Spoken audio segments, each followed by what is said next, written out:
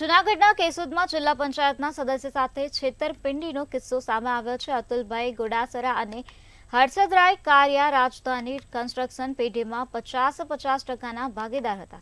ત્યારે અતુલભાઈ સાથે 1.74 કરોડની વિશ્વાસઘાત છેતરપિંડી કરવામાં આવી હતી.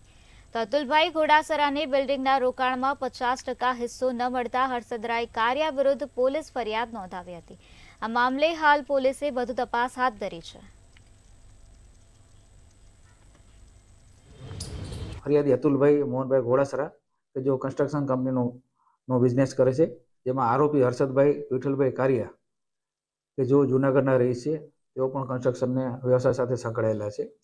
જે બંને અગાઉ ભાગીદારીની પેઢી શરૂ કરેલી અને કેશોદ ખાતે રાજધાની કન્સ્ટ્રક્શન કંપનીના નામે ફ્લેટોનું અને બાંધકામનું એપાર્ટમેન્ટ બનાવવાનું કામગીરી ચાલુ કરેલી.